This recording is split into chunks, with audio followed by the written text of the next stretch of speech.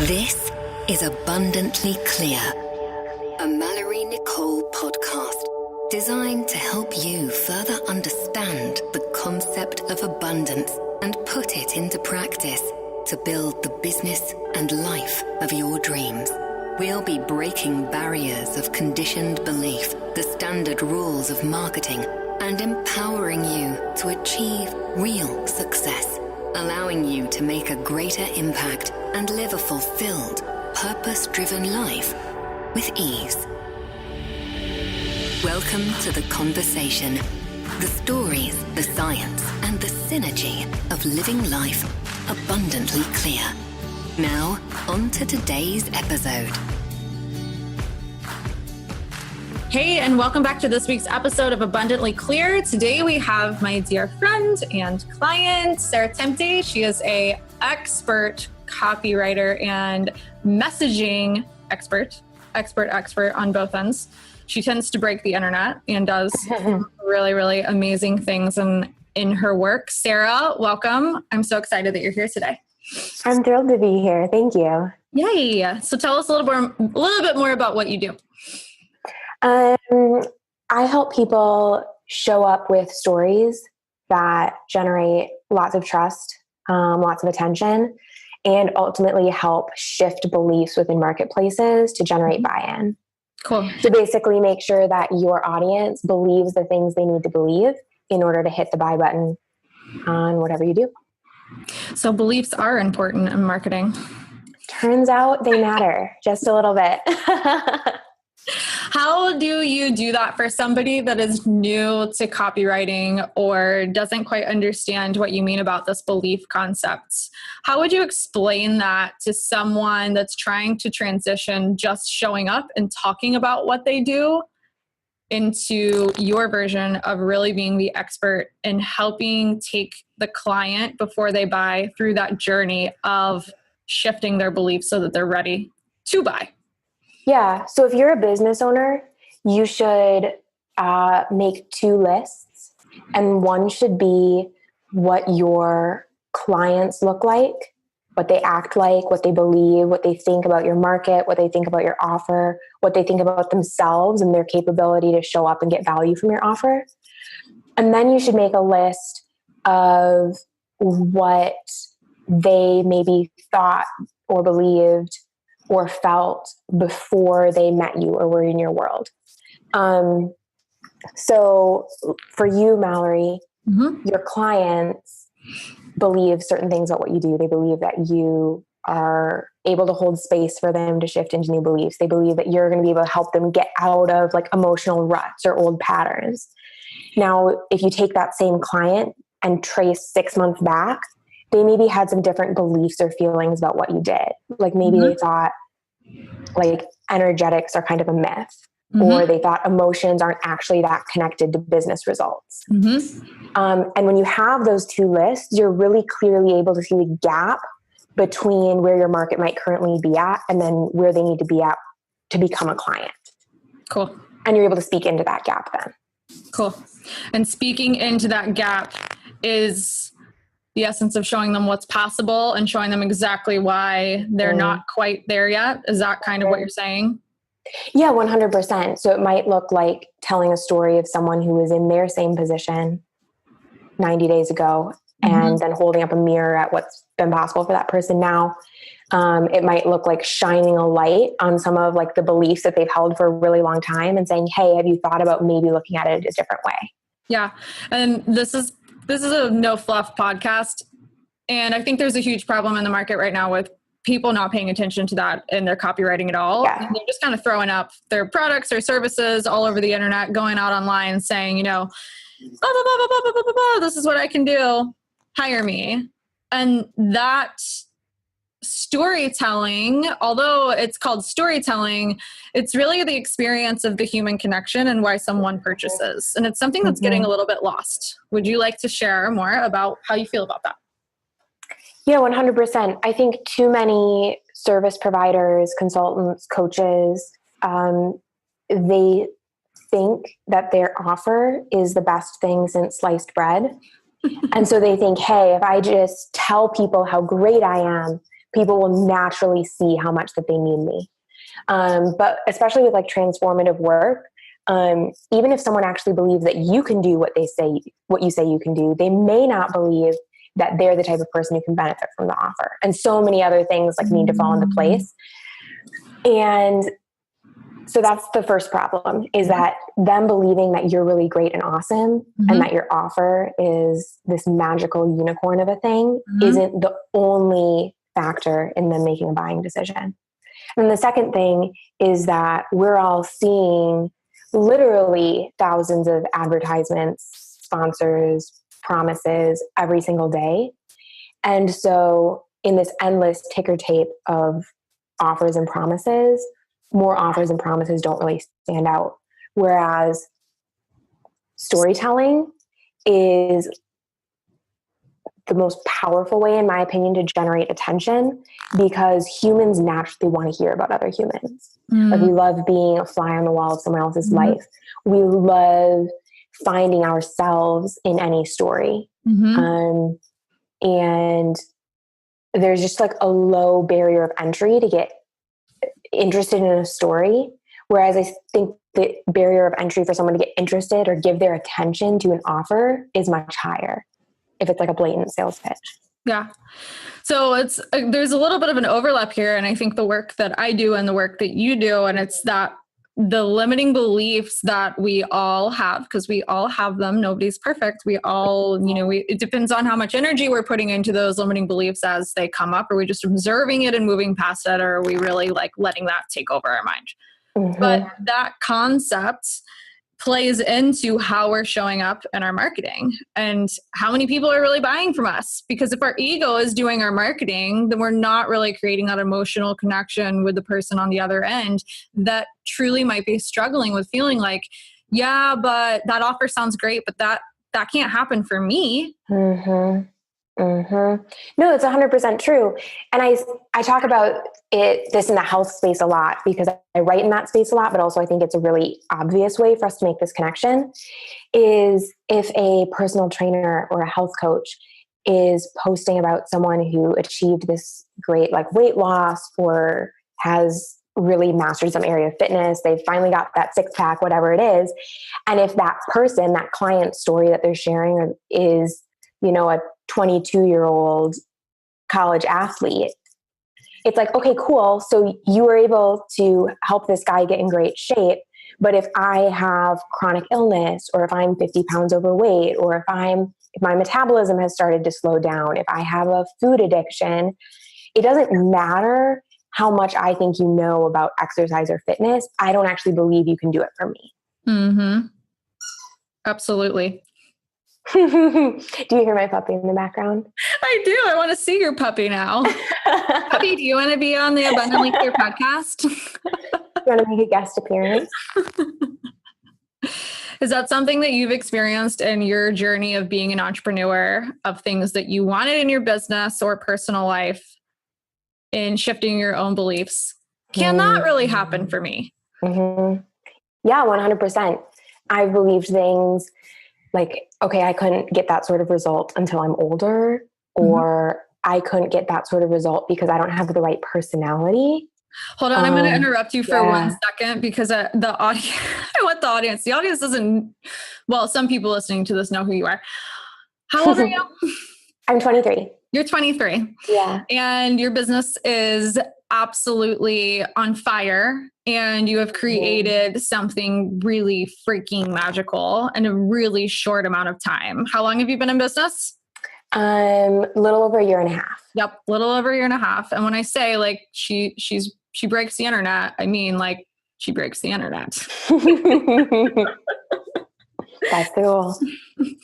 Because you have that essence of true storytelling. So I interrupted you, but I really want the listeners to know you from the lens that I see you in, is just this powerful, magnificent, copywriter seems like it's not even like a word that I could say, yeah, Sarah's a copywriter. I'm like, no, Sarah's a magical storyteller. And then people come and they're ready with their money in their hands to buy from you and have the service that you want from them after she works in your business. She's never worked in my business, but I've seen the results over and over and over again. And And I know just the power that you have behind the work that you do is remarkable. Well, thank you. What was I saying? I was talking about limiting beliefs that I've had in my entrepreneurial journey. After I really interrupted you. I'm just basking and receiving. That's a great topic to talk about. Okay, yeah. So I've believed that someone with my personality wouldn't be able to have an online business or implement certain like sales or marketing tactics. What about your personality? What do you mean by that? I hate social media. I don't necessarily, I don't love the obligation, or I see showing up every day as an obligation. And so I just don't do that. Like, that's not the way that I choose to run my business. I love having a lot of flexibility and variability in the work that I do. And so there have been seasons, and I know we've talked about this, where I've had this like jealousy of people who have really like productized, systemized offers, because that's just not the way I work. Like, I work in really intimate, typically long-lasting relationships where it's like so custom, the work that I do for someone. And the idea of like slapping a roadmap onto it is like so foreign to me. But all of these different, and I tend to be a lone wolf. Like, the idea of building a team or managing people or like building any sort of empire just feels suffocating. So all of these things that I think are like really celebrated often in the internet marketing world, and they're seen as like the only stepping stones to achieving certain numbers or certain levels of growth or certain market authority, are things that just don't fit that well with my personality. So I either don't do them, or I try to do them for a short season and I'm like, well, I hate this, so I'm going to quit. And that was something when you hired me, that was something that was coming up. It was like, you had the business. The zone of genius is there. Like, you got it. It's like, it's there. You had clients. That wasn't really the issue. It was really, how can I create the next level of my business and love every bit of it without feeling like this box of exactly what you're saying. I have to fit into that box because that doesn't feel good to me. Yeah, exactly. And I think the biggest piece was just allowing myself to really notice what I wanted, like what my personality and my chemistry and my interests were within my business, and the obligation that I was feeling, the dread that I was feeling, the overwhelm that I was feeling, the resentment that I was feeling, the exhaustion that I was feeling, like all of the things, 90% of it was stemming from me feeling like I had to struggle my way through someone else's roadmap. And I just wasn't giving myself the freedom to be like, oh, that doesn't really work for me. I'm going to choose a different way. Yeah. And freedom is a really important word. We've talked about that a lot, because I think that's really the essence of what you see in the online world is everybody wants freedom. That's why they're creating the thing that they're creating, along with purpose, because everyone's doing it because they're really diving into that purpose of why they're on earth and what their gift is and what they enjoy. But the outcome that people are looking for in that purpose is to experience that freedom, whether it be a lifestyle thing or the structure of your business or the type of clients that you're working with. It doesn't really matter. Some people want to be digital nomads and travel the world. For others like me, like, I probably wouldn't do best with that. I still want to travel, but being in a different country every other week would completely deplete me. And I know that about my body. But looking at like, what is the custom experience and life that you want and how can it work for you? Do you feel like that's something that you have now? Yeah, I do. And I think I just feel so much more open towards considering a wide range of options versus seeing, oh, someone else did it this way, so I have to follow exactly in their footsteps. Or someone else is experiencing a lot of joy and freedom and fun doing this, but it wouldn't be joyful and fun and freeing to me. And that's okay. Yeah. Yeah. What was your experience? And we don't have to get into detail about it, but what was your experience being someone diving into like this thing we call limiting beliefs and realizing and recognizing the patterns that were showing up and how it plays out today. Because we talk a lot on this podcast about the old programming and the things that we don't realize are there that we're telling ourselves. But did that bring an awareness into how you were thinking and how it was playing into your business? Yes. And I'm not sure how much this is true or not true for the majority of your clients, but I felt like I was aware of quite a few of the things that were blocking me. Mm-hmm. And yet that awareness hadn't translated into like action. I hadn't been able to clear them. So I was like, okay, I see the same pattern showing up over and over and over again. Like I know that I'm not able to say no because it brings up these like past memories. Mm-hmm. So I know that every time I get into a situation where my gut is saying no, but I'm like there on a live call with someone, I say yes. And I'd been aware of that pattern for like months and nothing had happened to shift it. And like, that was one of the reasons I was like, we need to work together. And there were like 6 weeks between the first time we talked and when we actually started working together. And I think when I reached out, I was so clear that I needed your help to shift through these things quickly. And I was no longer available for like struggling through them slowly. Yeah. Which had been my experience alone. It was like, hey, I see these limiting beliefs and patterns showing up in my life. I see all of these patterns that aren't serving me. And I'm just living in this endless loop.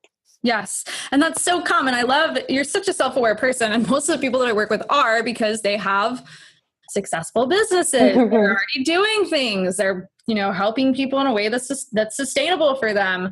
And that is what comes up a lot is I know these things are happening, but I don't know how to shift it. And something that you touched on in that I think is super important that we overlook sometimes because we don't realize the importance of it is that you mentioned my gut was telling me something, but I didn't know how to change it. And our body speaks to us. And I think that's something you and I have definitely dove into is exploring.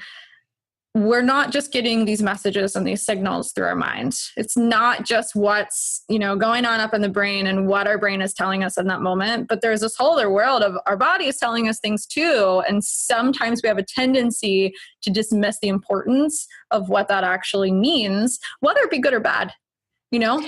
And it turned out, ironically enough, it turned out that I even had some beliefs around that, like beliefs that listening to your body or like tuning into that in any way was like irrational or unhelpful or unreliable. Yeah. And I did too a couple years ago. That's something, the only reason I'm able to help people with it is because I overcame that as well. And when you are someone who is of high intellect, because you are challenged by intellect. You're challenged by that. What's the thing? Not only am I telling the story, but I want to solve the problem. And I see that in you, like you're a huge problem solver. Sometimes that doesn't necessarily mean you're type A, but because that's one of your gifts, you're a problem solver. That's one of the things that you're genius at. We have a tendency to get in our heads and disconnect from the rest of our body and other parts of our mind that are trying to communicate with us too when we get in that mode of thinking. That kind of more linear thinking removes us from expansion, and that plays into the other possibilities of what could my business look like when the linear is just going, well, it has to look like this because this is what he or she or they are doing. This is what I have to do too. Yeah. And you had a really unique situation because you're 23 and you started a business and it went really, really well, really, really quick. Do you ever feel like it just happened so fast that you're like, I don't even know?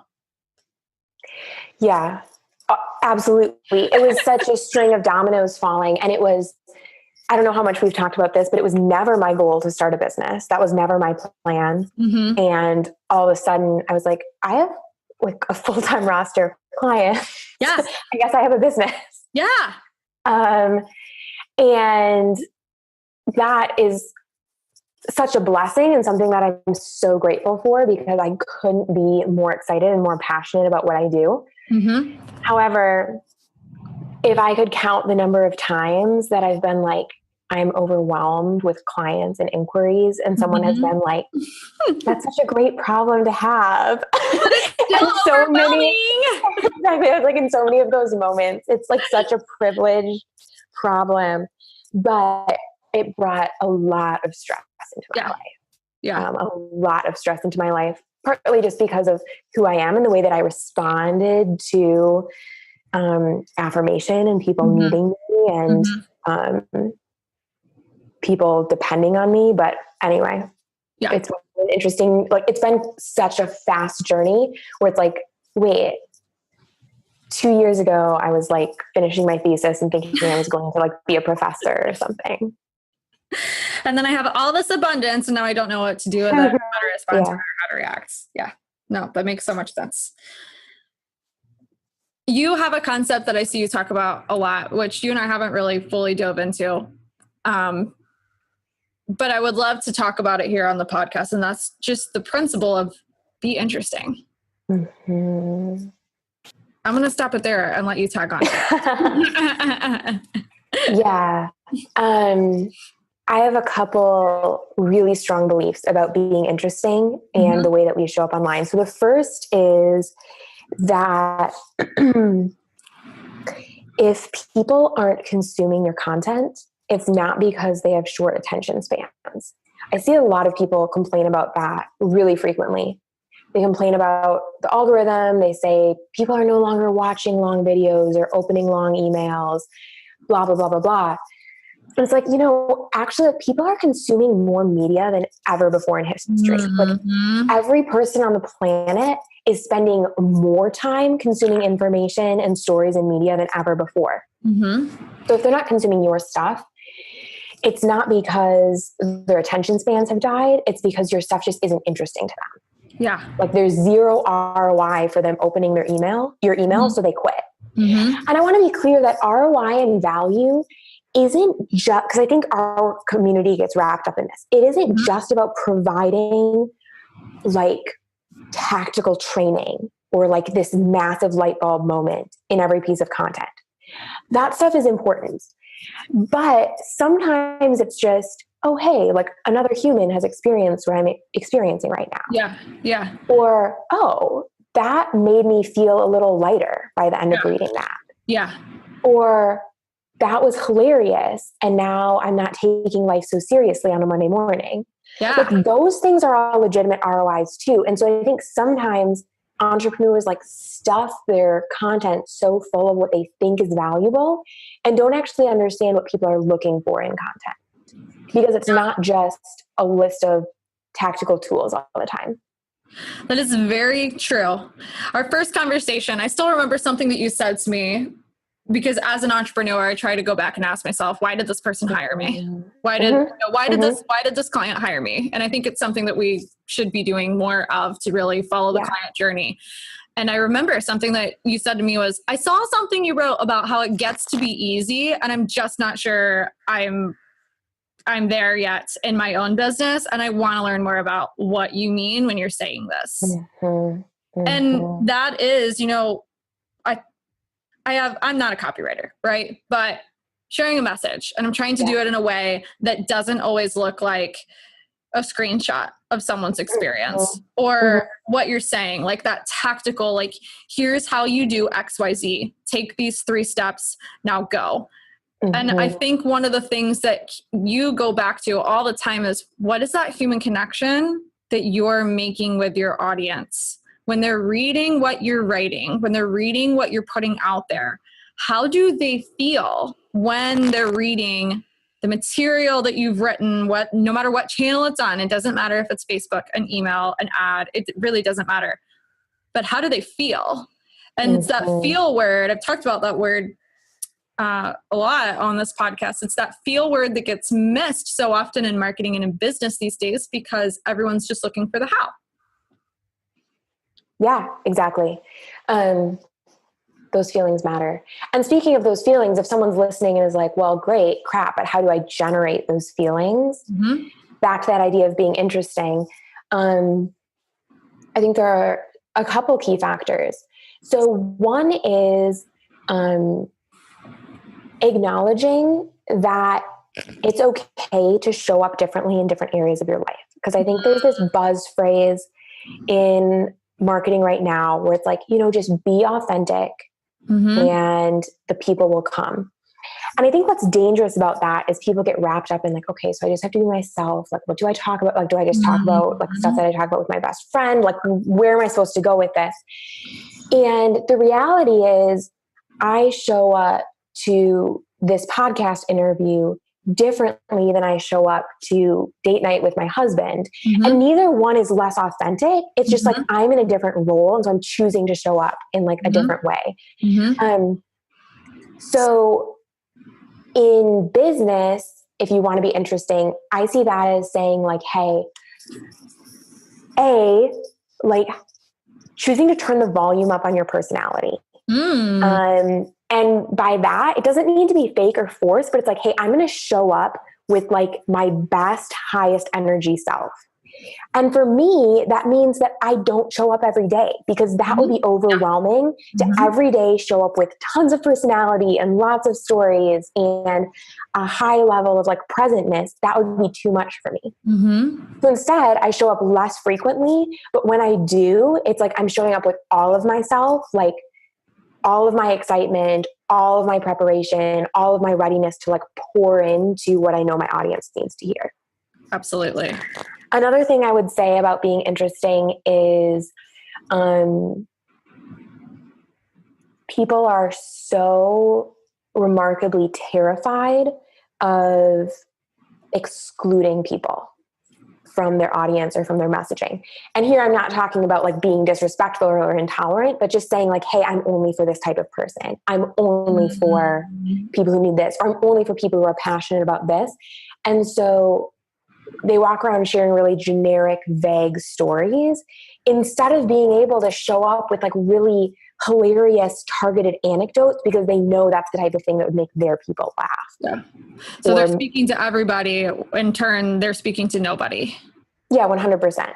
Yeah. So, I mean, it's a classic copywriting thing. And I think a marketing thing in general is like pick one person that you're going to speak to and target all of their messaging around them. So figure out who, like a real human in your life who represents your most ideal avatar and direct all of your communication at them. Now, the third thing that I would say is about being interesting is use really specific stories. So I think your marketing should pass what I call like the Polaroid test, meaning you should be able to like get a visual image or like take a visual snapshot of whatever story you're telling or concept that you're sharing. I like that a lot. Yeah, it's a fun one. And I think people shy away from sharing really specific stories, either of their clients or of their own lives, because they're like, well, I'm not sure everyone's going to resonate with this. Or, well, not all of my clients are like 43-year-old stay-at-home moms, so I can't tell this story because some people might not resonate. But the reality is stories are a really powerful container for emotion. So it's in a really specific story, you're able to hit on emotions of like betrayal or frustration or desire or accomplishment.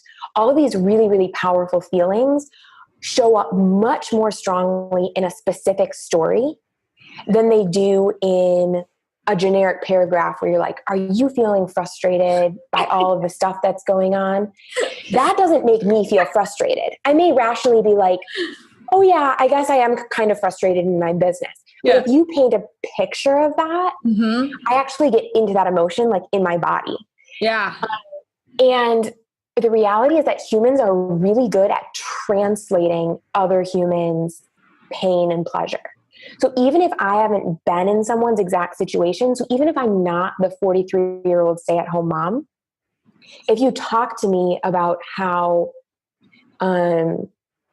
she wakes up every day in kind of this numb haze because all of her days look the same.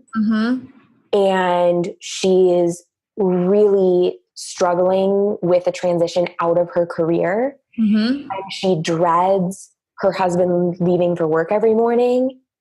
And she's just like watching the clock all day long because she just feels like she's in like this monotony and her gifts aren't being used or she's not feeling purposeful.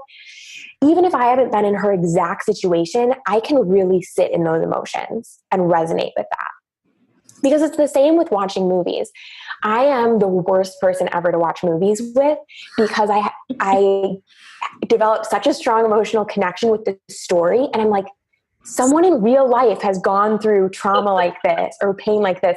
I'm like, this is so traumatic because I can like feel this. And I think most of us feel that way to some level, maybe not as intensely as I do. But if someone is like, has lost, like their kid is killed in the movie, or there's like a torture scene, or they've worked so hard to achieve this dream and it like crumbles in front of them, we all feel those feelings really deeply, even if we haven't been in that exact situation. Yep, you're right. So don't shy away from using specific stories, thinking that your audience won't be able to resonate with them because, oh, well, my audience is made up of such unique unicorns. Like none of them have been in this exact situation. That's okay, because they'll find themselves still in that like human mirror. Absolutely.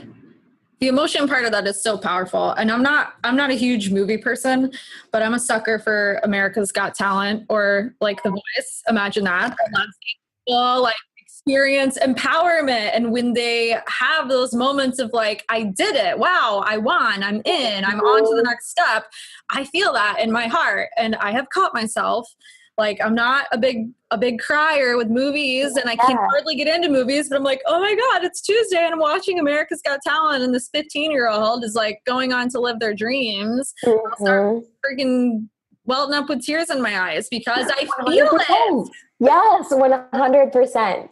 Yeah. So your odds of deeply resonating with your audience and making your brand completely unforgettable are 10 times higher if you tell specific stories than if you give them like vague questions or bullet points or paragraphs that you're designing to pull out some sort of magical emotion.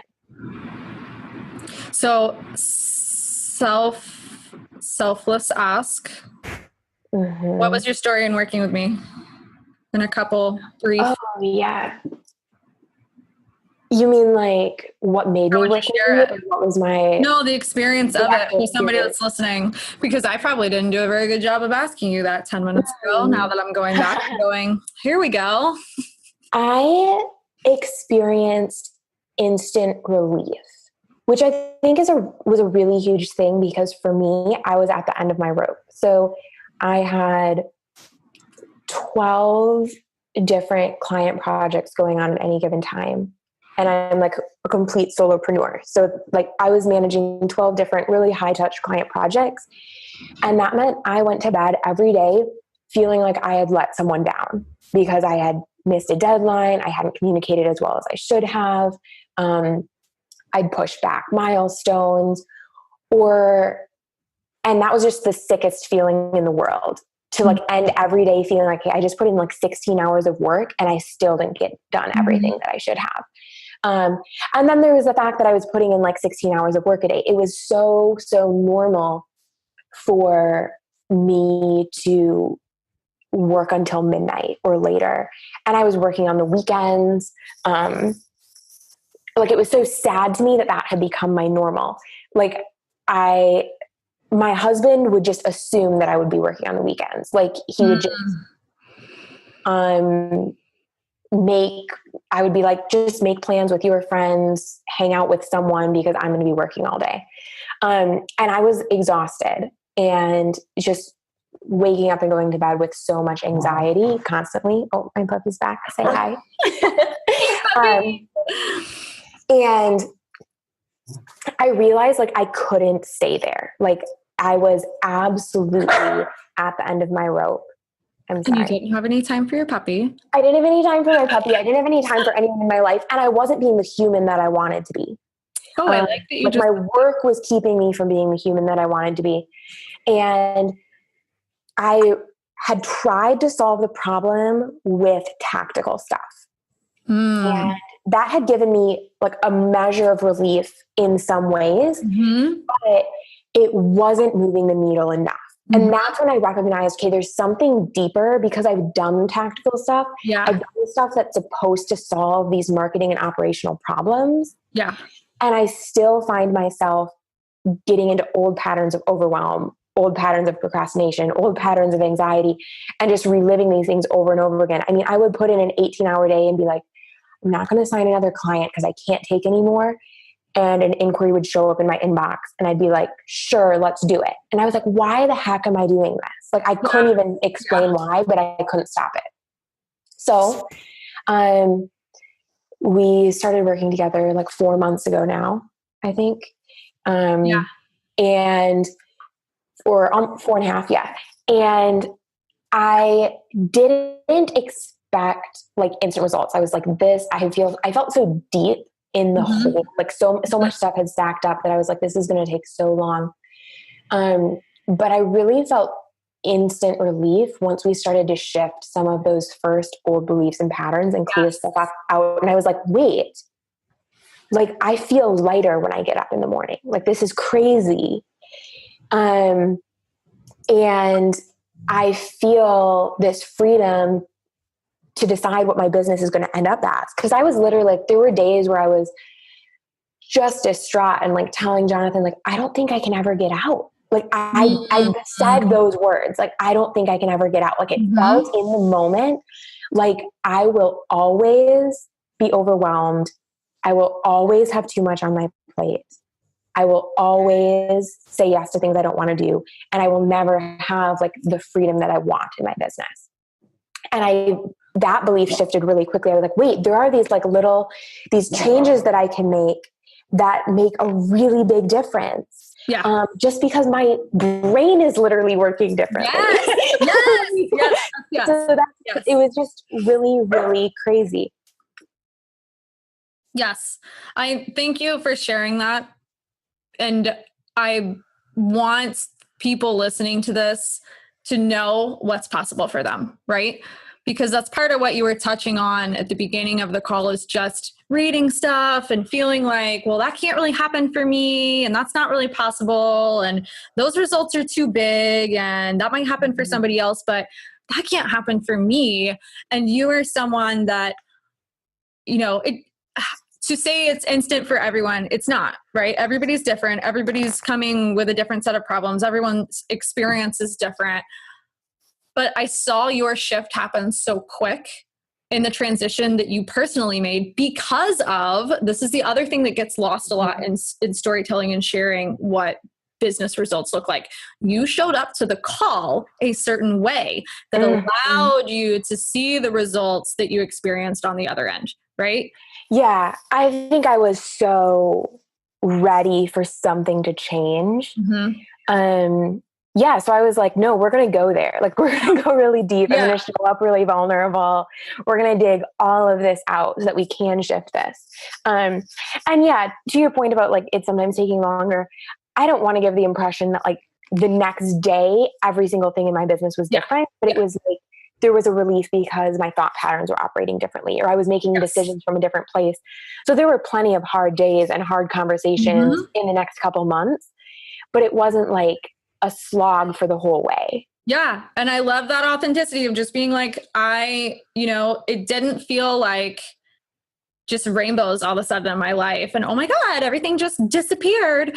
But it was that level of you showing up, being vulnerable and saying, I'm ready to make this shift, but I know that I have to show up in a certain way in order to receive what is really possible on the other end. And I think that's something that gets a little bit lost in, sharing client success and sharing results and the message that we see online in copywriting of just, buy this product and then everything's going to change tomorrow. But we have to look at the communication. Communication is something I talk about a lot on this podcast. How is the client showing up and how are you as the service provider, no matter what it is that you're doing, if you're a coach, if you're a copywriter, if you run an agency, if you're doing ads, what is that communication like between those two people so that the possibility of results can be of the highest expression? And it requires that level of vulnerability in coaching, but also in other realms and in other businesses, really that line of open, effective communication between both parties, because it's never just a one-way street. No, not at all. And I think some people shy away from talking about it in their marketing. Like, oh, if I tell people that it's going to take work, or if I tell people that it's going to take time, they're not going to buy. Right.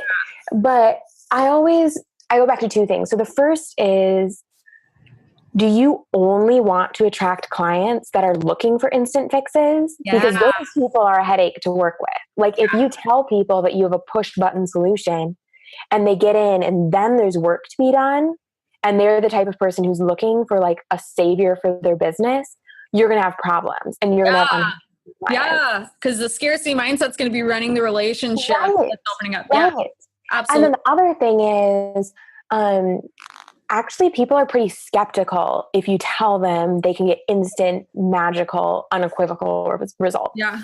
So you're like, yeah, that's unlikely because I've actually tried to solve this problem for a really long time. And so I don't actually believe that there's like a magic bullet. Yeah. And so you're able to be transparent. Like, hey, we have a proven process. Like we have a step-by-step system that works, but it's going to require you to show up a certain way. That can actually help people believe that it's possible. Like, oh, okay, they are being realistic. That kind of engages, it keeps the scam alarm bells from going off because they're like, okay, this person's being realistic. They're going to show me what I need to do. They're going to hold my hand through the process, but I do need to show up with a certain level of, integrity. Yeah. Yeah. And that vulnerability piece, I think, goes along with the topic that you were talking about being interesting, because there's so much fear that goes into the mind before they show up online, no matter what channel it is that you're on, it doesn't matter again. But that fear of, if I show up vulnerably, people aren't going to think I'm interesting, right? It almost combats itself a little bit when really what I see, and I'd love your perspective on this, is in that vulnerability and in that place, that is when you are the most interesting, because you're really connecting to the audience. Right, absolutely. And if you're trying to filter everything you say through like multiple lenses of, is someone going to think this is weird? Is someone going to think it's this? The message that comes out the other end is going to be so diluted by all of these different filters that you're putting on. Yeah. I will say, I think some people go too far in the vulnerability space, not showing up with honesty. Yeah. And the reality is, if,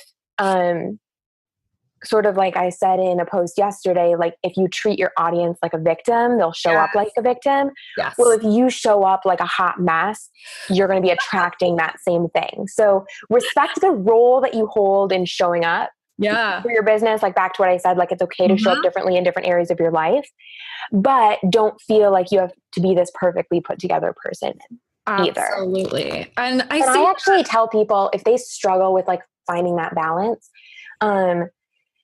taking some time to sit with the identity of the person who's going to show up for the business. So like, if you imagine your best self showing up to the business, like what does she look like and feel like? What are the things that she talks about? And even going as deep as like, what inside jokes does she have with her audience? What are the like cultural touchstones that she always circles back to? And I think there are some really fun ways to do that, where you can feel vulnerable and show up with a personality without sharing the entire spectrum of what's going on in your life. Which mine right now would be, I use the wrong word sometimes, and I did it earlier. I said selfless ask. I meant to say shameless. It's all good. So that's perfect. That can be like your thing. Every now and then the wrong word just shows right up. Cool. Well, Sarah, this has been really, really great. And I think I already know the answer to this. You're not taking clients right now, are you? No. Sorry, you guys. But I will say this. If you want to have little doses about every 3 months, because that's about how much she shows up online, of really powerful stuff to see, go follow her on her Facebook, because some of the stuff that she puts out is just, it's really powerful, and it will change the perspective that you have in the way that you show up to your business. And thank you for all the value that you gave in this, because you really took people through that, not just telling them the problem, but also saying like, here's what you can do. And I appreciate that from your lens, being the expert storyteller that you are, and sharing that with anyone who's listening, because it's really, really powerful, and not enough people are talking about it. Of course. Super happy to be cool. here. Thank you for your time. Any last words before we jump off? Not at all. But cool. I'd love to be friends with your audience on Facebook. So yeah, they can shoot me a friend request. Cool. Thank you so much. And we will see you guys next week on the Abundantly Clear podcast. Thanks for listening.